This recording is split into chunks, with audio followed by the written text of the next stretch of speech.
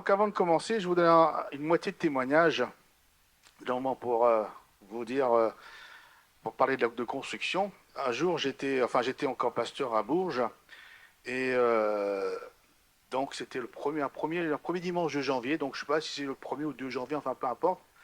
J'étais de culte à l'église mère, donc à Bourges, et j'avais 2 annexes aussi. Donc j'avais des anciens et des mon stagiaires qui partaient dans les autres annexes.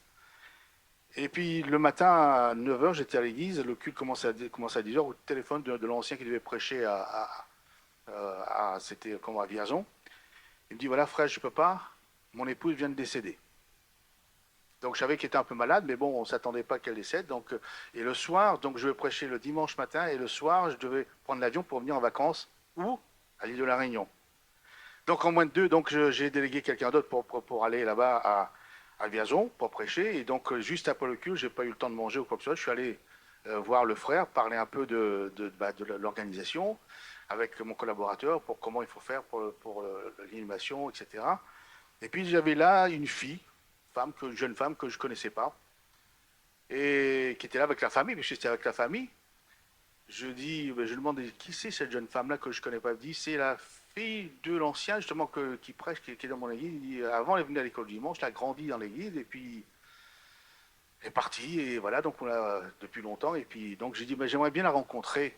J'ai bien la rencontrer. Donc, en revenant de mes vacances, j'aimerais bien la rencontrer pour discuter un peu avec elle. Donc, c'est ce que j'ai fait, c'est ce que j'ai fait. En rentrant, j'ai pris rendez-vous avec elle, elle a accepté. Je lui ai demandé, mais pourquoi donc elle me raconte ce que sa vie, elle avait bâti sa vie sur ce qu'elle voulait faire, alors qu'elle était à mon réunion de jeunesse jusqu'à 22 ans. Je me suis marié, ça n'a pas été, je me suis remarié, ça n'a pas été, c'était une ruine. Ma construction, elle a dit, la construction de ma vie, c'était ruine sur ruine.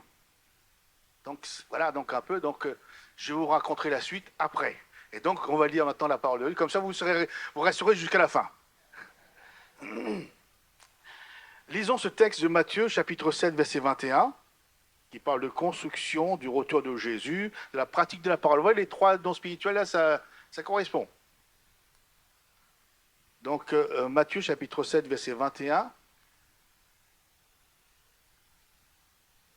Ceux qui me disent Seigneur, Seigneur, n'entreront pas tous dans le royaume des cieux, mais celui-là seul qui fait la volonté de mon Père qui est dans les cieux. Plusieurs me diront ce jour-là, Seigneur, Seigneur, n'avons-nous pas prophétisé par ton nom? N'avons-nous pas chassé des démons par ton nom? Et n'avons-nous pas fait beaucoup de miracles par ton nom? Alors je leur dirai ouvertement, je ne vous ai jamais connus. Retirez-vous de moi, vous qui commettez l'iniquité. C'est pourquoi quiconque entend ces paroles que je dis et les mets en pratique sera semblable à un homme prudent qui a bâti sa maison sur le roc. La pluie est tombée, les torrents sont venus, les vents ont soufflé et se sont jetés contre cette maison. Elle n'est point tombée parce qu'elle était fondée sur le roc. Mais quiconque entend ces paroles que je dis et ne les met pas en pratique sera semblable à un homme insensé qui a bâti sa maison sur le sable. La pluie est tombée, les torrents sont venus, les vents ont soufflé et ont battu cette maison. Elle est tombée et sa ruine a été grande. Après que Jésus eut achevé ses discours, la foule fut frappée de sa doctrine, car il enseignait comme ayant autorité et non pas comme leurs scribes. Amen. Voilà, pour parler au cœur de ses auditeurs et attirer leur attention, Jésus raconte cette histoire de construction de maison qui représente en fait la construction de la vie spirituelle. Jésus parle d'un chrétien, parce que ceux qui disent Seigneur, Seigneur, ce n'est pas les inconvertis qui prient, qui guérissent les malades, qui font, etc., qui prophétisent. Là, il y a une question bien de disciples. Donc, je reviens quand la construction de la maison dont parle Jésus dans ce texte représente en priorité la construction de notre vie spirituelle.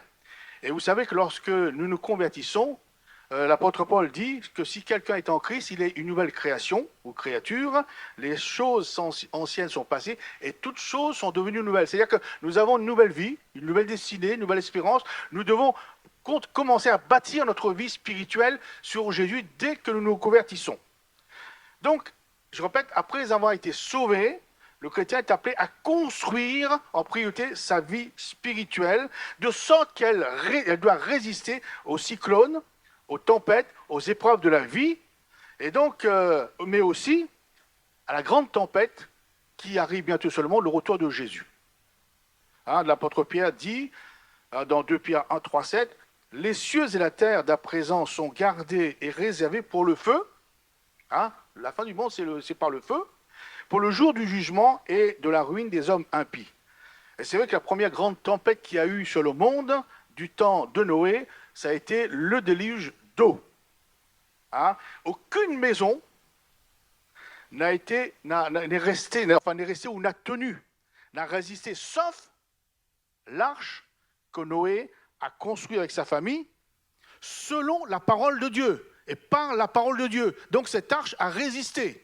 Vous savez, maintenant, même on considère les paquebots, etc., mais dès qu'il y a une grande tempête ou quoi que ce soit, il suffit que le gouvernement casse, c'est la catastrophe. Et là, le grand déluge, l'arche conçue avec du bois, a résisté. Donc, pour vous dire, donc, lorsque nous construisons notre vie, nous bâtissons notre vie sur la parole de Dieu, elle résistera à toutes les tempêtes et toutes les cyclones.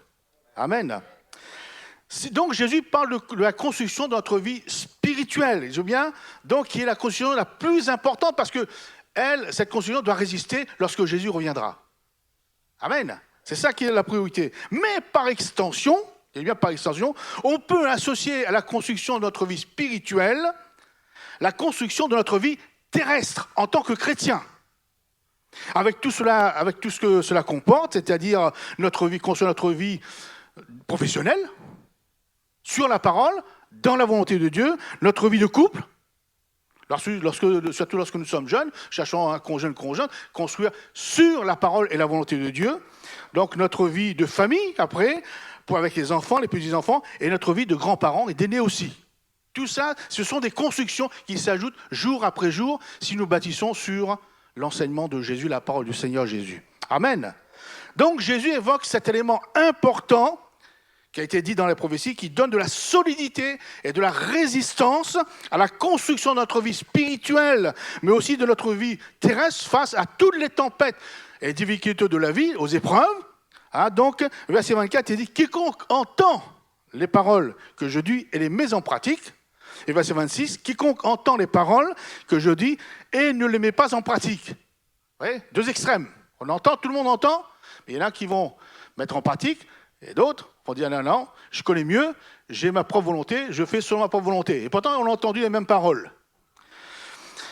Pour que la construction, je répète, de notre vie spirituelle et terrestre soit solide et résister aux cyclones, aux épreuves de la vie, il faut que le chrétien, mes frères et mes sœurs, coûte que coûte, bâtisse sa maison, sa vie, d'après le cahier des charges, le cahier des normes, d'après les instructions de Jésus, d'après la parole de Dieu, la Bible, les Saintes Écritures. Et donc, les Saintes Écritures, c'est la norme, le modèle pour la construction de notre vie spirituelle et terrestre en matière de foi, en matière de mœurs, en matière de conduite. Amen. Ça, c'est la Bible reste, elle est éternelle, elle restera toujours. Et là, quiconque entend les paroles et les met en pratique, à ce moment-là, ils construisent leur maison sur une bonne base. Nous avons l'exemple de Josué, un premier exemple de Josué, dans Josué 1, 6. Josué, chapitre 1er, verset 6.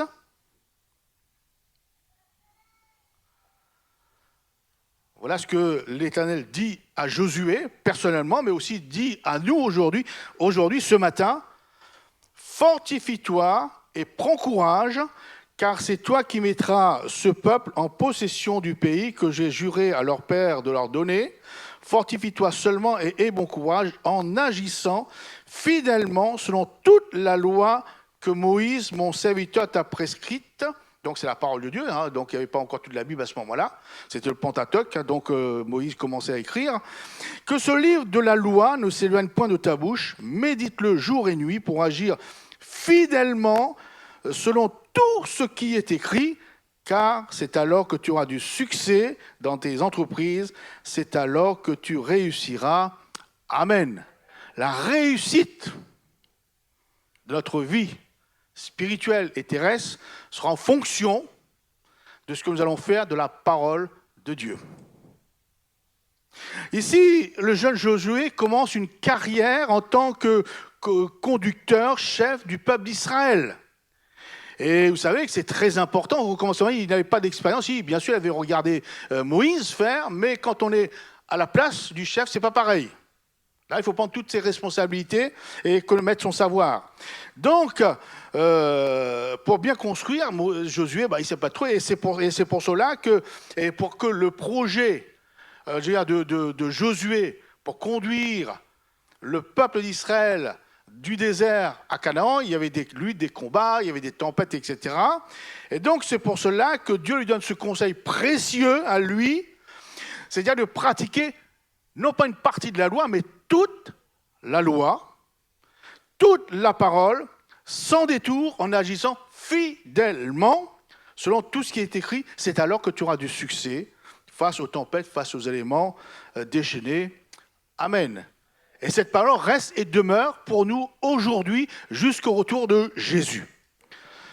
Revenons à la parabole de Jésus dans Marc 7, 24 que nous avons lu. Donc Jésus raconte l'histoire, non pas de deux inconvertis, mais de deux chrétiens. Puisqu'ils prophétisent, ils prient, ils font même en priant pour les malades, il y a des miracles, etc. Donc c'est deux chrétiens, on dirait presque des disciples bien établis. Donc l'histoire de deux chrétiens qui construisent chacun sa maison. Vie spirituelle, vie terrestre qui englobe aussi tout ce que ça comporte. Il s'agit de bien comprendre que c'est une construction personnelle. Je ne peux pas construire la vie ou la maison de mon fils, ni de mes enfants. C'est personnel. Nous sommes personnellement redevables à la parole de Dieu. Donc la construction, c'est personnel. On ne peut pas dire à tel comment il faut faire. Non, non. Ça se concerne le frère, la sœur personnellement. Amen. Parce que bien sûr, on peut donner des conseils à nos conjoints, on peut donner des conseils à nos enfants, on peut donner des conseils donc à notre famille, à nos amis, mais nous ne pouvons pas construire à leur place. Oui ou non? On ne peut pas construire à leur place. Donc, vous voyez, et Jésus dit qu'un de ces bâtisseurs, de ces chrétiens bâtisseurs, est prudent, alors que l'autre est insensé. Il est fou. Examinons un peu le travail de ces deux chrétiens bâtisseurs. Ces deux chrétiens font profession de connaître Jésus. Ah oui, ils prient. Lorsqu'on les voit à l'église, il est difficile de les distinguer l'un de l'autre. Puisqu'ils construisent la même chose, une maison. À vue humaine, je parle à vue humaine, bien sûr. Donc voilà. Ils ont, on peut dire, un langage de chrétien, pour ne pas dire le patois canaan. On connaît sa vie, on parle pareil de bassin. Ils se comportent comme des chrétiens. Ils chantent, ils prient, ils participent même à la scène. L'activité de ces deux chrétiens semble identique et on ne voit pas de grande différence des deux maisons en construction. On ne voit pas.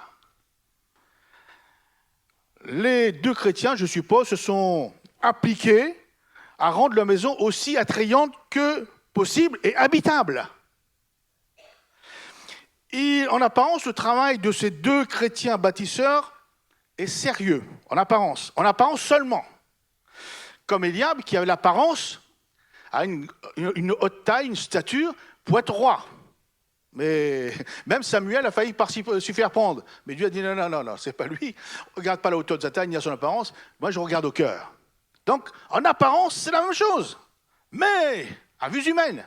Mais Dieu regarde et Dieu voit les choses. La différence entre ces deux maisons se trouve à l'abri des regards, se trouve dans le secret. Et ça, on n'aime pas que le secret soit dévoilé. C'est-à-dire, la différence entre les maisons se trouve sous la terre. C'est la fondation. Une fois que la maison est construite, vous ne voyez pas où qui se passe en dessous, s'il y a fondation ou pas. Donc, la fondation de la maison de l'insensé, du chrétien insensé, repose sur le sable, tandis que la fondation du chrétien sage repose sur le roc, Jésus, la parole faite chair.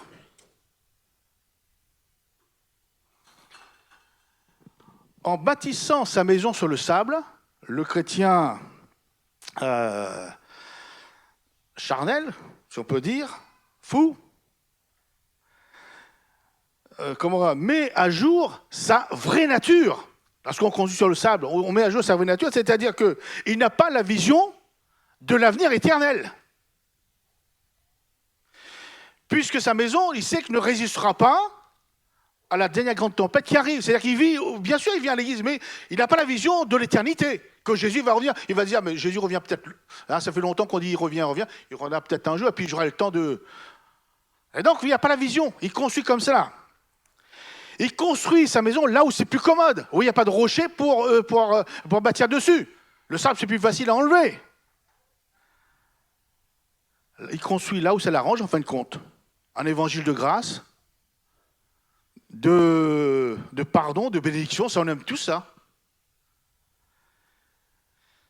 Le chrétien est censé entendre les paroles de Dieu dans son ensemble, les conseils, les directives, mais il ne tient pas compte des instructions ni des enseignements qu'elle contient par manque de foi.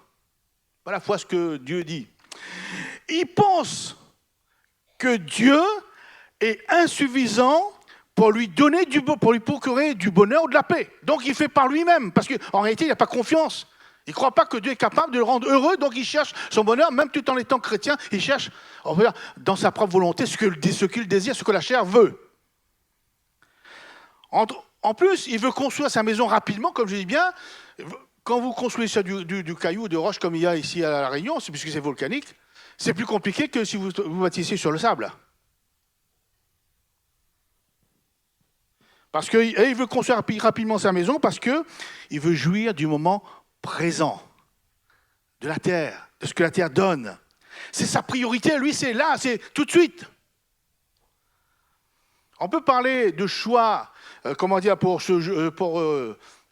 jouir du temps présent. On peut parler du choix des études, lorsqu'on est étudiant, qui paraissent bien à ses yeux, parce que voilà, on désire, on le fait, ça paraît bien, donc on le fait. Mais sans consulter la parole de Dieu, ni la volonté de Dieu. C'est une construction bâtie sur du sable. Parce que lorsque les difficultés surviennent, alors c'est la ruine. C'est la ruine. On peut parler aussi du choix de la vie professionnelle, d'un métier qui plaît, mais vous savez qu'il y a des métiers qui sont dangereux pour le chrétien. On va faire ce qu'on a envie, sans se consulter, sans se conformer aux exigences de la parole de Dieu, ni de la volonté de Dieu. Il n'y a pas longtemps, donc, on était en métropole, on a visité quelques églises, et donc, juste après, il y avait une agape donc, avec les chrétiens, donc on s'était mis avec quelqu'un, c'est pas quelqu'un, c'est qu'on était assis à côté du pasteur de l'église, et puis il y avait sa fille, etc., donc on parle, puis mon épouse, je sais pas, la fille, on parle, elle dit, voilà, c'est ça que je veux faire comme métier, c'était animatrice dans les clubs de vacances. Alors mon épouse qui a dit, mais tu sais que c'est dangereux, parce qu'on sait, par exemple, le club, enfin, je ne donne pas de nom, mais dans les clubs, il y a des danses, il y a des chants, avec les animateurs, etc., etc. Elle me dit oui, mais c'est pas grave, c'est souligné que les enfants. Mais nous, on sait pertinemment que quand on est animateur dans un club de vacances à l'étranger ou quoi que ce soit, il faut contenter tout le monde. Il faut faire les danses, il faut chanter, il faut les chants, machin, etc. Donc, elle dit non. Elle dit, mais est-ce que sa mère, la femme du pasteur, elle dit, sa maman, elle dit, mais est-ce que, c'est ce que je t'avais dit. Elle dit non, mais ça va être comme ça. Donc, parce qu'elle aime, parce qu'elle veut le faire. C'est une construction comment? Sur du sable. Parce qu'à un moment donné, il y a une épreuve ou quoi que ce soit, elle va partir en ruine. Ça va être la ruine. Et c'est pour cela que je dis que, si on consulte la parole de Dieu, la volonté du Seigneur, lui, il va nous cadrer. Bien sûr, quelqu'un va dire, ah Seigneur, j'aime pas. Oui, mais c'est peut-être là le plan de Dieu pour que tu sois heureux dans tes activités. Amen. Ah oui. Donc je dis bien, c'est une construction bâti sur du sable, oui, pendant un moment, ça va marcher, mais à tout moment, ça va être compliqué. Ah oui, donc, je dis cela, mais moi aussi, j'étais jeune, moi aussi, il a fallu faire mes études, moi aussi, il a fallu faire un métier. Je me souviens que le choix, la priorité de mon métier, ça a été, Seigneur, que je puisse venir aux réunions d'église, au rassemblement d'église. Et je le redis, peut-être pour certains qui ne le savent pas, peut-être je l'ai déjà dit ici, À 18 ans, j'ai trouvé travail comme laborantin dans une société qui travaillait 365 jours sur 365, 24 heures sur 24. Et donc, j'étais très, très, très bien payé. J'ai commencé à 18 ans, 2 fois le SMIC pour commencer. Donc, j'étais content, etc. Mais là où il y avait la difficulté, c'est que, eh bien, pour venir au culte, je ne pouvais pas venir au culte parce que quand on travaillait le matin, on n'était pas là, on était au travail. Quand on travaillait la nuit, on rentre à 6 heures du matin à la maison. Le culte pouvait essayer d'y aller. Hein. Moi, j'ai essayé, mais je m'endormais, c'est normal. Et quand c'était l'après-midi, il fallait quitter le culte bientôt. Au bout d'une heure de culte, il faut partir parce qu'il faut se préparer, etc. Donc, vous voyez, c'était compliqué. Donc, mais oui, mais après, vous voyez, donc, c'était une période où c'était le choc pétrolier. Il n'y avait pas beaucoup de travail, donc j'ai pris bien sûr, j'ai pris ce qu'il fallait, parce qu'il fallait bien que, même si j'habite chez mes parents, mais il fallait bien que je participe à la vie active. Mais dans mon cœur, je dis, Seigneur, moi, ça ne me correspond pas. Je veux un travail que tu me donnes, c'est toi qui ouvres les portes, etc. J'ai prié, et c'est vrai que quand on veut honorer le Seigneur, on veut glorifier son nom. J'ai vu une annonce, cherche laborantin dans le journal. À l'époque, c'était en journal, il n'y avait pas d'Internet encore. Et donc, j'ai écrit. Il m'a répondu, on était une dizaine à postuler, j'étais le seul à être pris, le Seigneur a ouvert la porte. Le Seigneur a ouvert la porte, bien sûr, dès le premier mois, mon salaire était divisé par 2. Mais au bout d'1 an, 2 ans, on m'a dit, il faut faire une formation en chimie, en physique. Sur le temps du travail, c'était très bien. Vous savez, quand on est étudiant, on ne veut plus aller à l'école, mais quand on travaille, on veut aller à l'école. Donc j'étais tout content, j'ai dit, pendant que mes collègues travaillent, moi je vais à l'école. Une fois par semaine, une journée par semaine. Donc, au bout de 2 ans, j'ai eu mon diplôme, etc. Au bout de 2 ans, etc. Mon salaire a mutué par 2, etc. Donc, vous voyez, mais si j'étais resté à mon premier travail, Seigneur, ben voilà, c'est toi qui m'as placé. Mais non, mes frères et mes sœurs, même dans la vie professionnelle, il faut chercher. J'ai discuté avec un frère et une sœur, donc à l'église du port. Mais je ne voyais pas beaucoup le frère. Je dis, mais c'est bizarre. Donc, je parlais, je dis avec mon épouse, je dis, c'est bizarre, on ne les voit pas beaucoup. C'est vrai qu'il travaille dans la sécurité. Et c'est vrai que la sécurité, c'est le matin, le soir, le dimanche, etc. Surtout le dimanche, on voyait rarement. Mais il dit, mes frères, et il veut servir. Mais il dit, mes frères, tu veux servir, mais là, ton travail, il y a un problème, il faut prier pour que... Il n'avait pas pensé. Ah oui, mais si tu veux servir, il faut être là aux réunions, il faut être là au culte. Au culte, hein. Il n'était pas le 3 cultes d'affilée, il n'était pas là parce que... Donc, j'ai dit, mais il faut prier, il faut résister, il faut faire quelque chose. Il faut comme encore, prier sur la parole de Dieu, que tu veux venir dans la maison de Dieu. Ah, il a compris, donc, alors il m'a dit qu'il était en cours de... etc. Mais oui, mais toutes ces choses-là, c'est se bâtir sur la parole de Dieu. Amen. Donc, on peut parler aussi de la construction de la vie de couple. Vous savez, en tant que pasteur, j'ai passé dans quelques églises quand même, en charge d'église, et j'ai vu que les jeunes filles ou les jeunes hommes qui ne construisent pas leur vie sur la parole de Dieu, sur la volonté de Dieu en matière de couple, ça part systématiquement en ruine. Cette jeune femme qu'on a rencontrée quand j'ai pris l'église de Châteauroux en cours, donc il y avait une jeune femme qui était là avec ses deux enfants. Alors elle était dans la galère, dans les problèmes, dans la difficulté. Elle était architecte. Voyez-vous, architecte, donc voilà, donc elle a grandi pareil dans l'école du dimanche avec ses parents chrétiens, etc. Et j'ai dit, mais qu'est-ce qui ne va pas? Elle me dit, voilà, mon mari, il ne veut pas travailler, donc c'est elle qui amène l'argent, enfin peu importe. Il me dit, en plus que ça, il se drogue et il prend mon argent pour acheter de la drogue. Ah, c'est compliqué, hein? Alors moi, d'accord, ben, il y a eu la galère sur galère. Hein, enfin, donc je demande aux parents de la jeune femme, je dis, mais comment se fait-il que votre fille... Elle dit, écoutez, frère, on a parlé avec elle, on lui a dit ce qui allait se passer, on lui a vraiment témoigné, on l'a prié pour elle. Elle a dit non, c'est cet homme-là que j'aime, point final, on ferme la porte. Elle l'a fait, mais aujourd'hui dans la guerre, donc cette jeune femme-là, donc c'était donc son mari a fini par comme encore, se séparer. Le mari, qu'est-ce qu'il a fait pour vraiment la détruire? A porté plainte comme quoi elle est dans une secte, donc à l'église de ADD de France, que c'est amener ses filles, s'il y avait 2 filles à l'église, etc. Enfin, bref, mais comme nous on a prié, donc l'église, on a prié, la plainte a été déboutée, mais bon, il y a la séparation, c'est toujours là. Et vous savez, la jeune femme, elle n'a pas tenu. J'ai appris dernièrement qu'elle s'est remise avec un homme inconverti. Parce qu'elle n'a pas voulu construire sa vie sentimentale, de couple, sur la parole de Dieu. Et nous savons que la parole de Dieu dit qu'il ne faut pas s'allier hein, avec un inconverti, etc., etc., etc. Et même ça date pas d'aujourd'hui, ça date aussi de l'Ancien Testament où Dieu dit au peuple d'Israël, ne vous mariez pas avec les femmes étrangères, etc., parce que ce sera comme des épines dans vos yeux. Vous avez pris un grain de poussière dans vos yeux, vous? Ça fait mal. Alors imaginez que ce soit des épines. Jusqu'à ce que vous mouriez, la parole de Dieu dit. Donc, vous voyez, construire quelque chose qui ne tiendra pas aux cyclones, aux tempêtes, aux difficultés. C'est dommage, c'est la ruine. Et donc, tout s'écroule à un moment ou à un autre. Donc, le chrétien insensé construit ses projets en fonction de ses envies.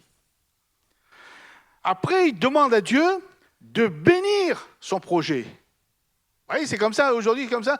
Ah oui, donc, frère, priez pour que Dieu bénisse. Mais, mon frère, ma soeur, est-ce que tu as prié d'abord si c'était le plan de Dieu? C'est ça, il faut remettre les choses en place. Est-ce que, d'après la parole de Dieu, tu es dans un bon projet? Parce que souvent, je vois même ici à la Réunion même en métropole, hein, ils font, et puis après, frère, priez pour mon projet, priez pour mon mariage, priez pour... Ben oui, mais donc, mais on peut prier, mais c'est Dieu qui bénit, hein, c'est pas le pasteur. Donc, du bien, le chrétien insensé, il va bâtir sa maison, son projet en fonction de ses envies. Après, il demande à Dieu de bénir, et il se rassure. Parce que bien sûr, les chrétiens, ils se rassurent en disant... Ben, moi, je prie comme Jésus a dit. Vous me dites, Seigneur, Seigneur. Il prie, c'est une prière. Il connaît un peu Jésus, il connaît la parole de Dieu. Il dit, et quelquefois, il prophétise, hein, parce qu'il a dit, n'avons-nous pas prophétisé? Hein, il peut aussi chasser les démons, n'avons-nous pas chassé des démons en son nom? Hein, donc, mais s'oublier que ces dons spirituels, là, ces dons de défense, c'est un don, c'est donné par grâce, et non par mérite. Parce qu'on peut dire quelquefois, dit Seigneur, mais un tel a des dons. Non, c'est un don. C'est une grâce, c'est pas la mérite, c'est parce que le frère et la sœur a demandé par la foi, donc Dieu a donné. Mais ça ne veut pas dire qu'il a fait ça, il a reçu le don, qu'il est supérieur ou qu'il est dans le plan de Dieu.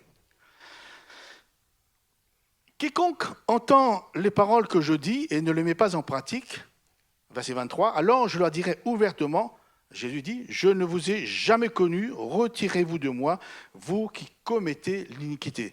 Quelque part, Jésus me dit ici, que le seul fait de ne pas obéir, de ne pas pratiquer volontairement sa parole est considéré comme commettant, pratiquant le péché. Et à ce titre, Jésus dit, je ne vous ai jamais connu. Nous, on dit on connaît, mais en réalité, Jésus ne connaît pas. Parce qu'il n'y a pas cette relation personnelle. Parce que lorsque nous avons une relation personnelle avec le Seigneur, à ce moment-là, dès qu'on fait quelque chose, Seigneur, est-ce que je suis dans ton plan? Est-ce que je te fais plaisir? Est-ce que je t'honore? Vous voyez donc la différence? Et c'est pour cela que, je ne vous ai jamais connu, retirez-vous de moi, vous qui commettez l'iniquité. Ah oui, et ça, ça s'adresse aux chrétiens, aux disciples. Dans l'évangile de Luc, chapitre 6, verset 46, Jésus nous donne plus d'informations sur le comment bâtir sa maison anti-tempête. Donc, Luc 6, 46. C'est la même parabole, mais dite avec des détails supplémentaires ou différents.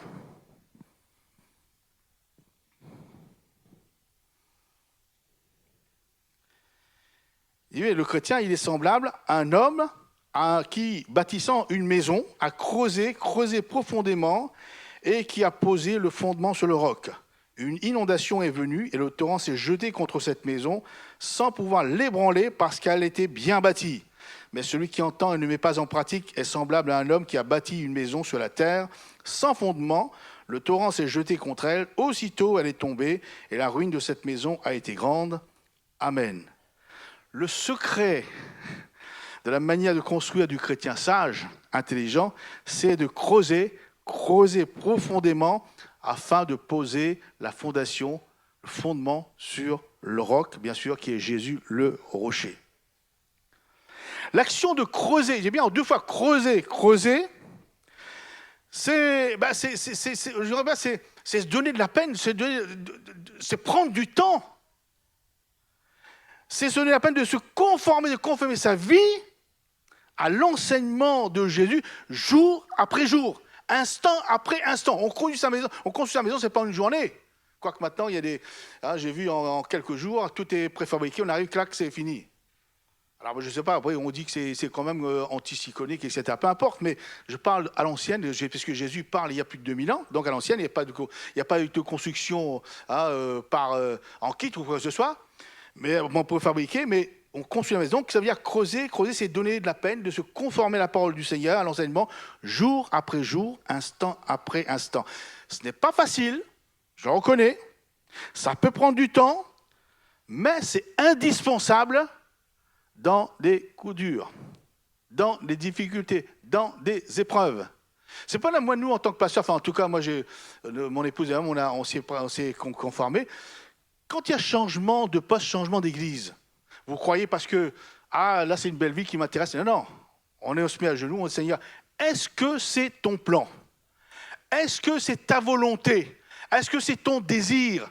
Parce que je me souviens, à mon premier poste, lorsque j'étais stagiaire à côté de Rouen, donc je suis allé prendre l'église de Dreux. Et donc, mes collègues, ça me dit, n'y va pas, c'est une église difficile, c'est une église dure, n'y va pas, etc. Mais nous, avec mon épouse et moi-même, on s'est tenus au pied du Seigneur. Seigneur, si c'est ton plan, nous, on y va. Le Seigneur a dit, c'est mon plan, justement, vous y allez. On y est allé, on a redressé l'église, etc. Parce qu'on a cette foi, cette force, parce qu'on était dans le plan de Dieu. Parce qu'on a pratiqué la volonté de Dieu, parce qu'on a pratiqué la parole de Dieu. Mais si on part comme cela, au moins de problème, on dit, allons, on doute, on dit, Seigneur, est-ce que c'était là ma place? Est-ce que c'est là? Mais quand on sait que c'est là notre place, Dieu nous a établis, nous sommes dans le plan, à ce moment-là, nous sommes forts, et malgré les épreuves, les difficultés, on résiste, parce que notre fondation est basée sur le Seigneur Jésus. Amen. C'est ça qui gagne. Donc, creuser profondément, c'est s'approfondir, c'est s'enraciner, c'est s'ancrer, c'est s'appuyer, c'est se positionner sur la parole de Dieu et sa volonté. Amen. Alors bien sûr, en creusant, pour atteindre le rocher, on va enlever du sable. On va enlever de la terre. Ces matières représentent tout ce qui est charnel. Tous les principes du monde. Le péché. Tout ce qui nous sépare du fondement, de la fondation de Jésus. Et donc, en creusant jour après jour, on enlève et on avance jusqu'à là, après, et jusque dans le ciel, on va s'accrocher parce qu'on a enlevé. Et le Seigneur, connaissant notre désir, notre volonté de faire la même chose, il va nous aider. Amen. Donc, celui qui est résolu de creuser dans la parole de Dieu, qui est résolu d'obéir à la parole de Dieu, résolu d'enlever le sable, les choses du monde, le péché, le charnel, construit effectivement sa vie spirituelle, mais aussi sa vie présente, terrestre, dans ses projets, sur Jésus. En parlant de la vie de couple, vous croyez que, parce que on s'est marié, moi je me suis marié selon le plan de Dieu, avec mon épouse, hein, je me souviens, donc elle c'est pareil. Encore un témoignage, je regarde si j'ai un peu de temps, enfin oui, c'est un petit peu. Donc, bon, je sais pas, je suis pas né dans l'église, mais bon, à 12 ans, je connaissais mes parents ici à l'île de Lannion, au port, on allait à l'église, etc. Donc, j'ai grandi dedans, on est parti en métropole, on a continué. Et puis, voilà, donc j'ai grandi, je suis devenu, j'ai fait mon métier, mais je savais que j'étais appelé par le Seigneur, mais Dieu me préparait au fur et à mesure, donc j'étais responsable de jeunesse, etc. Et à 25 ans, 26 ans, je commençais aussi à vouloir me marier. C'est pas que je voulais absolument, mais bon, le Seigneur m'a dit, écoute, occupe-toi de mes affaires comme tu le fais. Moi, je m'occupe du reste. Ça n'a pas retardé. 6 mois après, j'étais fiancé. Parce que Dieu a ouvert les portes. Parce que voilà, donc je voulais faire selon le plan de Dieu. Et donc, je disais, lorsqu'on est marié, donc voilà, donc on se met le plan de Dieu. Mais ça ne veut pas dire que tout est parfait. Parce que j'ai mon caractère, elle a son caractère, l'homme a son caractère, la femme a son caractère, etc., etc. Mais parce que nous savons que nous sommes dans le plan de Dieu, Dieu met lui du Saint-Esprit. En cas de difficulté, de problème, Dieu est là, parce que nous sommes dans son plan. Mais lorsque on sait qu'on a choisi nous-mêmes, et on sait qu'il y a, donc il y a toujours dans notre conscience, on sait que c'est pas bien, etc. Et c'est compliqué. Mais lorsque là, on se dit, Seigneur, c'est ton plan, c'est ta volonté, nous avons obéi à tes ordres, alors cela, on est fort. Et le Seigneur nous rend loin du Saint-Esprit pour que ça aille mieux. Amen. Donc, vous savez, donc, tout ça, ce sont des expériences, je ne vous prêche pas en théorie, parce que je l'ai vécu et je veux le vivre à nouveau. Un autre point important à savoir, lorsqu'on construit sa vie, sa maison spirituelle et sa maison terrestre dans les projets, toutes sortes de projets matériels, physiques, etc., sur Jésus, donc il faut savoir que dans 1 Corinthiens, chapitre 10, verset 4, parle pas de Jésus le rocher à nouveau.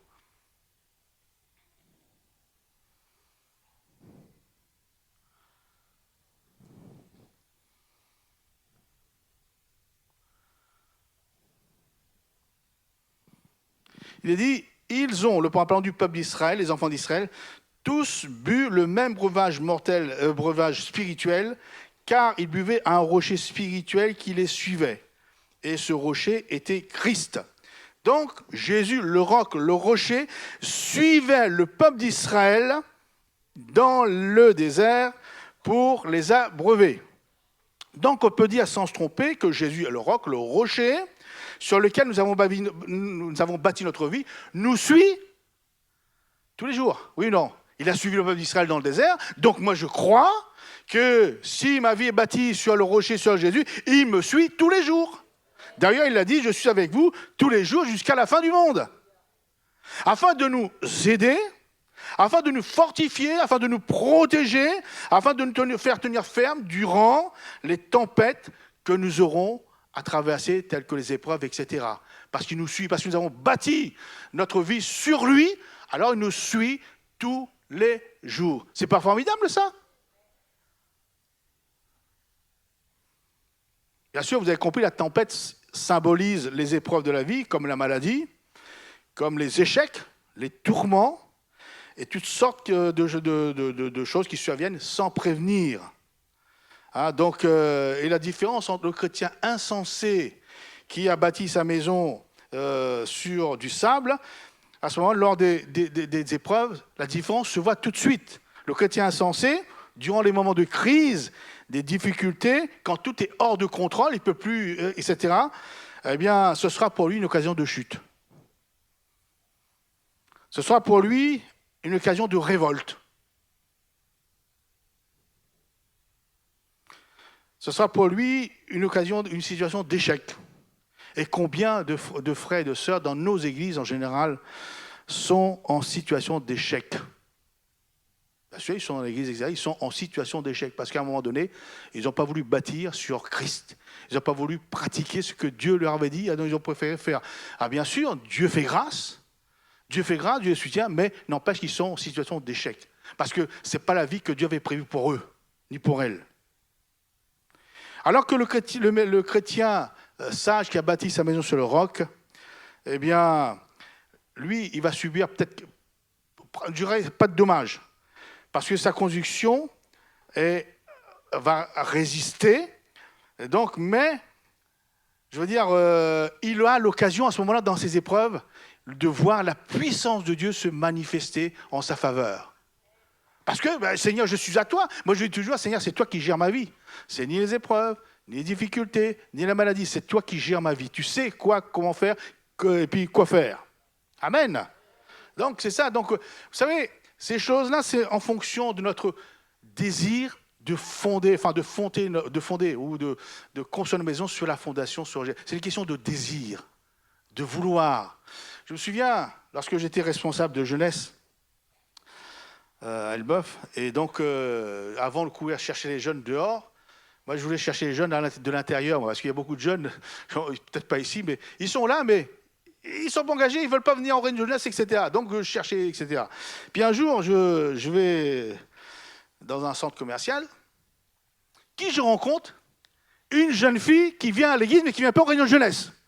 Ah, mais avec mon franc-parler aussi, quelquefois, il avait peut-être 17 ans à peu près. Moi, j'avais peut-être 20, 21 ans. La jeune fille me dit, mais je ne te vois pas aux réunions de jeunesse. Comment se fait-il? Oui, mais maintenant, je lui dis, enfin, j'étais comme assez... Elle me dit, je travaille, c'était le samedi après-midi, je travaille le samedi après-midi.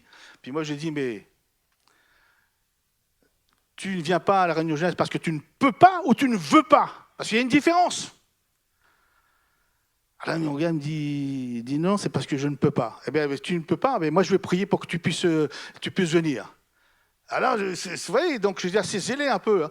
Puis, bien sûr, rien ne s'est passé, donc j'arrivais à la maison, enfin, bon, dans mon culte personnel, moi je prie, Seigneur, tu vois, etc. Je la rencontre à nouveau, et puis il me dit, Dieu a fait un miracle, Il dit, la semaine d'après, il dit, mon chef est venu me voir, il me dit, écoute, je te change tes horaires, tu as tout ton samedi maintenant de libre. Elle dit, maintenant, justement, donc tu viens. Oui, oui, oui, oui. Cette jeune fille est devenue ma femme, par l'occasion après. Non, mais vous voyez, donc il y a une différence entre vouloir et ne pas vouloir. Ou alors, ne pas vouloir, mais on trouve tous les prétextes, tous les... Demain, avec mes stagiaires, c'est la même chose. Hein. Le nom de mes stagiaires, avant qu'ils soient à plein temps, donc ils travaillaient, mais à travailler, alors pareil, dans les magasins, etc., du lundi au dimanche bientôt, de 8h jusqu'à 19, 20h. Et puis je dis, mais écoute, moi je ne peux pas te former, tu n'es jamais là. Il dit, il faut faire quelque chose. Il faut donc, il y en a un, on l'a pris, il a changé de travail, il était embauché, ça a été. Un autre, je lui dis, écoute, je fais mon planning. À mon planning, quand est-ce que je peux te former, quand est-ce qu'elle est là. Tu donnes à ton chef, il dit, je donne à mon chef, il donne à son chef se cale sur mon planning à moi. C'est un miracle quand même. Allez dire à votre patron, non, là je veux travailler tel jour, tel machin, pas ici, pas là. Mais ça se faisait. Parce que c'était le plan de Dieu, parce qu'on voulait faire l'œuvre de Dieu. Vous voyez, quand on veut faire plaisir au Seigneur, quand on veut, Dieu ouvre les portes des écus du ciel. Amen. Alors, pas de panique. Pour ceux et celles dont la maison spirituelle et terrestre n'a pas été construite sur la parole ni la volonté de Dieu et qui se trouve en échec aujourd'hui. Il n'y a pas de panique. Il y a une parole d'espérance. Dieu a prévu une solution, parce que c'est un Dieu de grâce et d'amour. Amen. Donc, je termine par une bonne note quand même. Ésaïe 58, verset 12, pour dire qu'il y a toujours de l'espoir en Jésus. Ésaïe 58, verset 12.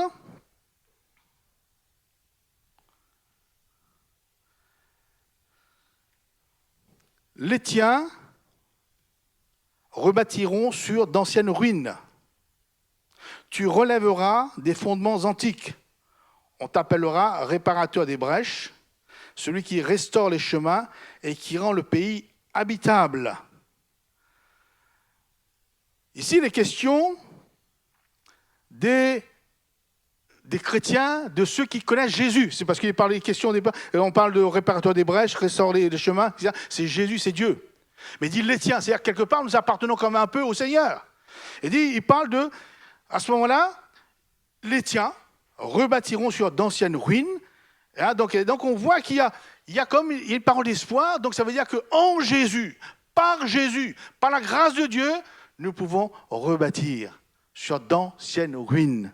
Amen. On peut relever donc les fondements antiques. C'est lui un réparateur des brèches. Donc avec la grâce de Jésus, donc on t'appellera un réparateur des brèches. C'est Jésus qui répare nos brèches, qui relève. Mes frères et mes sœurs, vous voyez, c'est pas formidable ça? Alors qu'on a bâti autrement, c'est une ruine, nos vies sont une ruine, est une ruine. Et là, il est dit que par Jésus, nous pouvons relever. Nous pouvons rebâtir sur d'anciennes ruines. Et c'est Jésus qui répare les brèches, qui nous aide à repartir. Amen. On peut aussi voir aussi Ésaïe 61, verset 1er.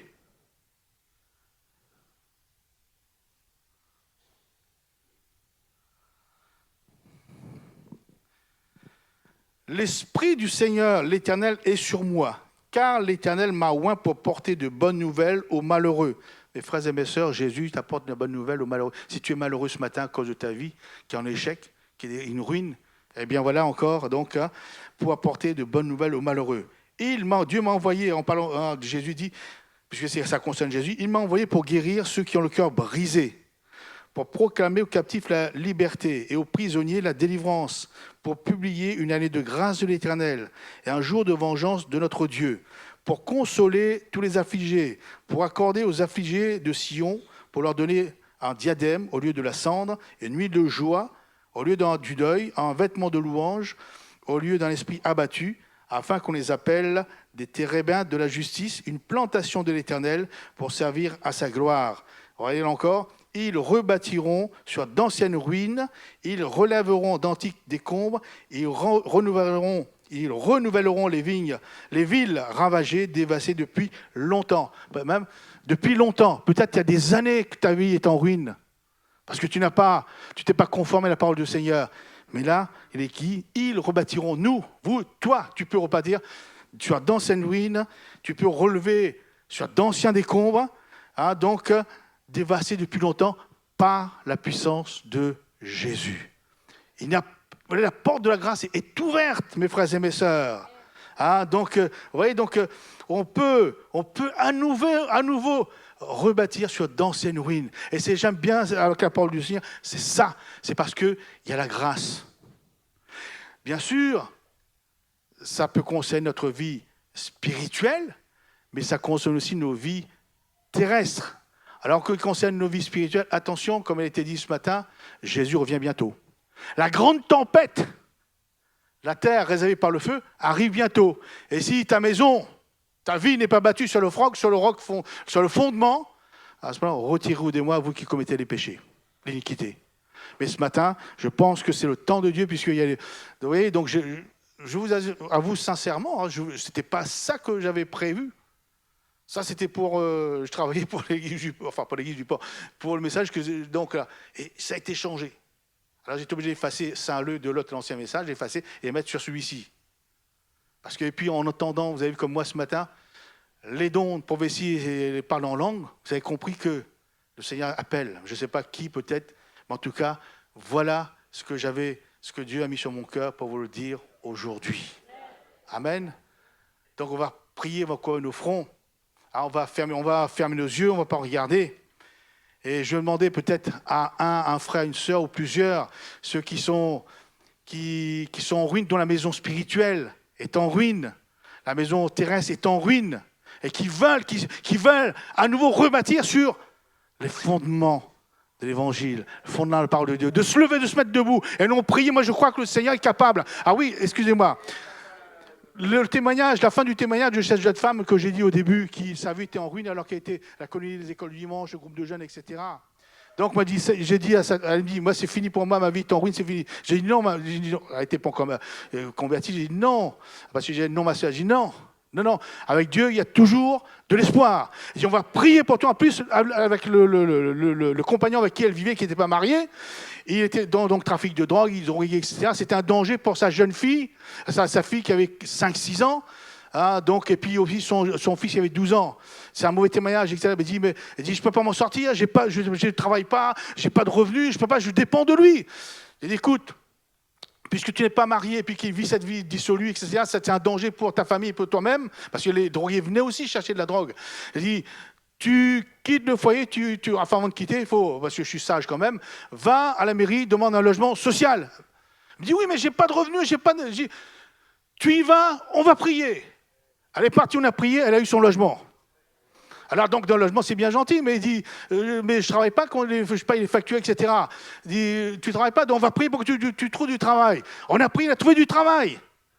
Puis son fils aussi, un fils qui était avec elle, il dit le patron a embauché son fils aussi, donc il y avait double salaire dans la maison. Donc vous voyez comment Dieu a agi. Donc cette jeune femme a acheté sa voiture, elle pouvait venir à l'église, elle servait dans l'église, etc. Dieu est capable de nous faire construire sur de nouvelles ruines.